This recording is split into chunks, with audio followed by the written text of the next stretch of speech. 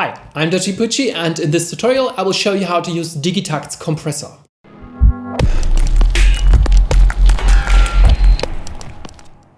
Now, before we start, make sure your Digitakt is up to date. The compressor was introduced in version 1.7 of the OS, so if you're running an older version and your Digitakt doesn't have a compressor, head over to ELEKTRON.SE and run the update.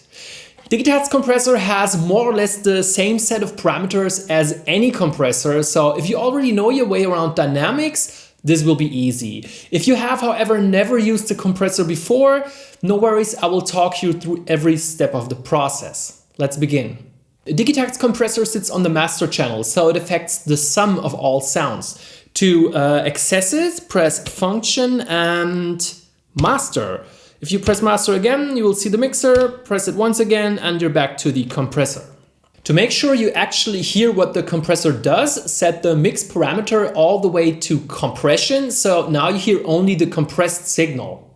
I've made a simple little drum beat with the default sounds. It's pretty bland, but it will help to hear the effect of the compressor.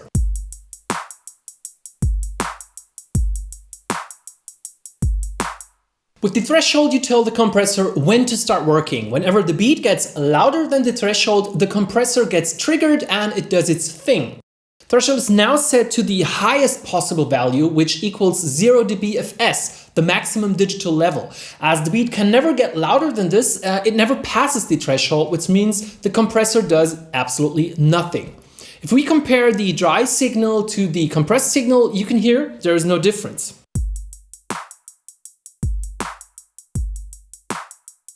In order to wake the compressor up, you have to lower the threshold first. As you lower it, at some point you will notice a little wiggly line appearing at the right-hand side of the display. This indicates that now the signal actually passes the threshold once in a while, and whenever it does, it is compressed. The further this little line travels down, the stronger the signal is being compressed at that moment. So now that you've told the compressor when to start working, you also need to tell it what to do. For this, you set a ratio. The ratio is now set to 2:1. That means for every 2 decibels of volume above threshold that go in, 1 comes out.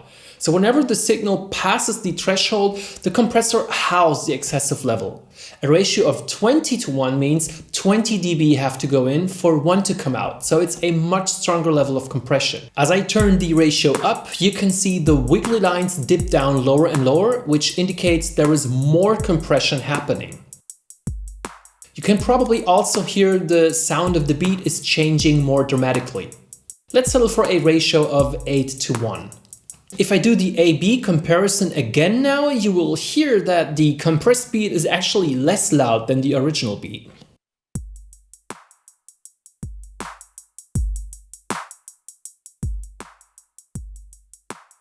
That's because the compressor reduced the peaks. It also means there's now a bigger headroom, so there's more room between the loudest level of the beat and the loudest possible level. Which is awesome because we can now increase the volume without risking clipping and distortion. To make up for the loss of volume, I now turn up the makeup gain.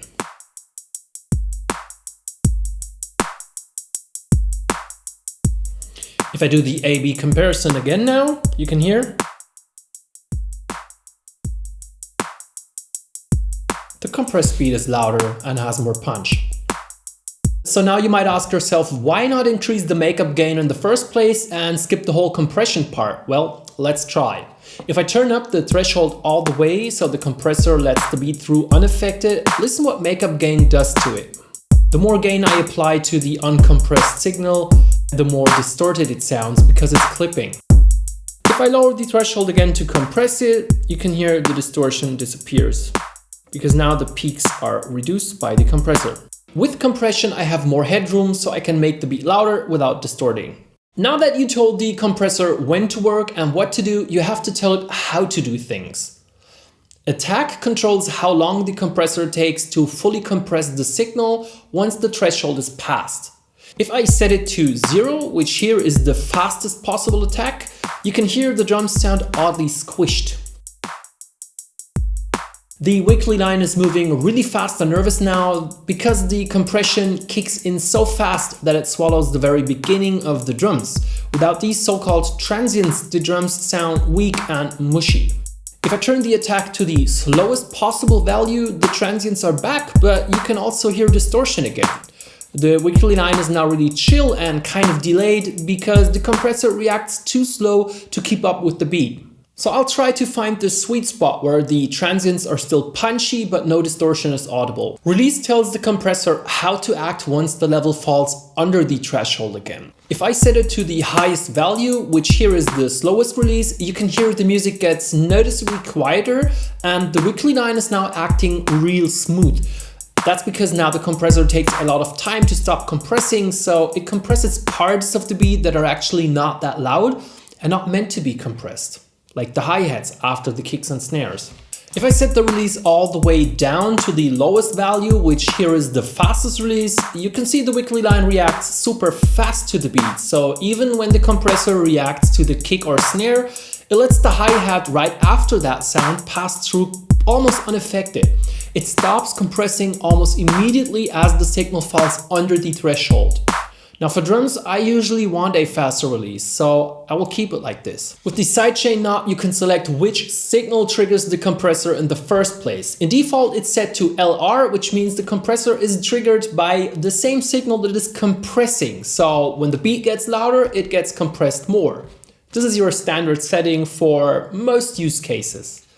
But in addition to that, you can also choose any of the 8 audio tracks as triggers. If I set sidechain to track 1, the kick drum now becomes the trigger. So whenever it hits, the beat is compressed. It does not make a difference what the beat itself is doing because the only thing the compressor is now listening to is the kick. This is useful to create that typical ducking effect that Daft Punk made popular. It's also helpful to make room for the kick and not have it interfere with the bass too much. Used in less dramatic amounts, it can also be useful to liven up a static drum pattern a bit. With a low cut or high pass filter, I can exclude the bass frequencies from the trigger signal. Now the kick drum does not trigger the compressor anymore, so it passes through uncompressed. This can be helpful to retain a more massive bottom end while heavily compressing the mid and high level drums. Always keep in mind you can switch between dry and compressed signal to compare them and know what you're doing, and also you can blend between the two for parallel compression. That was my Digitakt Compressor tutorial. Leave a like if you enjoyed the video and think it was helpful. Share your questions and feedback in the comments and make sure to subscribe to the channel for more videos about music, tech and creativity. I'm Digitakt, thanks for watching and don't forget to make some music today.